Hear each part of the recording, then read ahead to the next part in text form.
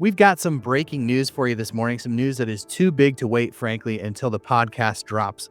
It is a story that we've been tracking for a couple of days as it relates to the affordability, the cost of basically GLP-1 medications. And we've got this story that could have massive implications, and we're excited to bring it to you. Of course, before we do all that, I'd like to encourage you to hit the subscribe button, hit the thumbs up button, and hit the bell for notifications, because what we do here at OTP on the Pen is we provide patient-centric obesity medicine news, and we bring it to you every single day so that you can have more competent and confident conversations with your medical providing team. But let's get into this crazy story about something that happened in Connecticut this past week. They just passed a law up there in Connecticut that could completely change the game when it comes to the affordability of GLP-1s as it relates to circumventing patents. Now, this has a wide-ranging amount of implications to it, or potential implications to it, but I want to just get into what they did up there in Connecticut. So tucked into a bipartisan prescription drug affordability bill. This is all linked at obesity.news. Just type that into your browser and you can get all the nitty-gritty details. It was a line that almost got zero national coverage. That's why we bring you this news here, because we want you to have better conversations with your doctor, be better prepared for the landscape of accessibility to these medications. But it could blow the lid off of how we think about accessibility to drugs like Ozempic and Mounjaro. Basically, the law sets the stage for Connecticut to petition the federal government to let them bypass drug patents. And yes, that would include patents for GLP-1 medication. So in plain English, they want to make their own Ozempic.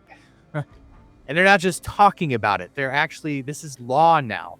So Governor Ned Lamont signed the bill this past week, and inside it is a mandate for Connecticut to study whether they can centralize drug contracts across all public entities and join with other states to negotiate drug prices and purchase generics in bulk.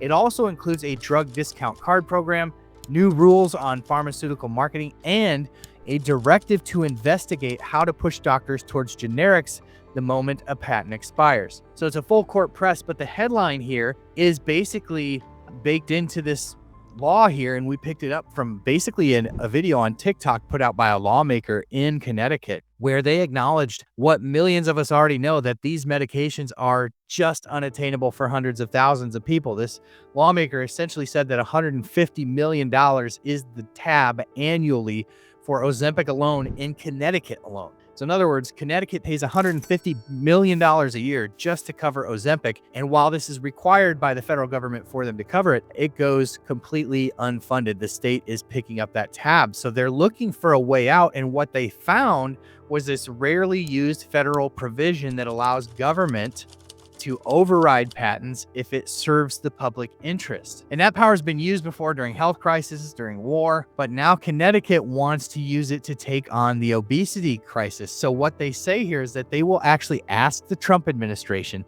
to let them invoke this power so that they can partner with a manufacturer and produce generic GLP-1s themselves. So essentially, take the formula, circumvent the patent, and take it to compound pharmacies to mass produce this. It's never been done by any state. In fact, Louisiana and North Carolina both flirted with the idea before, but now Connecticut has actually put it into law and gone public with their intent to act on it. So this isn't just lobbying or, political blowhardedness. This is not a committee hearing. This is a battle plan for Connecticut to actually be able to afford these medications. So imagine if it actually works. Generics could start popping up for Ozempic, potentially Mounjaro, other medications sooner than expected. This would send the prices of these medications barreling to the ground. Coverage would expand, but it opens up a can of worms, a wild can of worms. So if a state can override patents for GLP-1s, what does this mean for other drugs? What does this mean for drug innovation moving into the future? The pharmaceutical industry is not going to just sit idly by on this one. They're not just going to let this happen. They'll fight it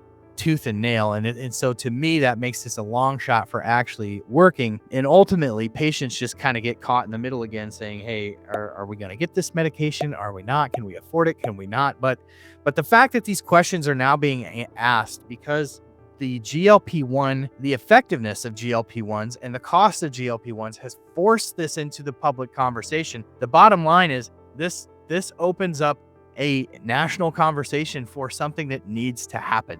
We need to have a better balance in the United States of funding the development of novel drugs to treat chronic disease while not forcing the cost to do that exclusively on the American citizen. So Connecticut just became ground zero for this fight. And even though it might not work because you're going to see Lilly and Novo Nordisk, send out their legions of lobbyists to fight back against this, the conversation is now shifted because Connecticut had the stones to ask the questions and to force the issue that too few in government have been willing to do so far. Why are we always protecting patents over patients and people, over an epidemic, over the very future of our country? Because that is literally what's at stake here if we did not get the disease and the epidemic of obesity under control. So it's not a done deal, but it is a massive shot across the bow of a system that has left too many people on the margins for way too long. So I hope this video was helpful. If you found it helpful, my encouragement to you would be share it somewhere. Don't keep it for yourself. Share it somewhere. Spread the information. Spread the love. Hit again that like, that bell, that sub. That helps us grow what we're doing here at On the Pen, which I think is just a super, super important cause. So be part of it.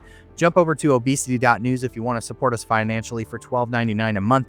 You'll get all the insider information that we put out on our Substack, as well as just be signed up for our newsletter. And we send out articles on a weekly basis, usually multiple articles a week. So thank you for being here. Thank you for being the best part of what we do at On the Pen. I couldn't, wouldn't, and shouldn't do it without you. Until next time, we'll catch you on the podcast tomorrow.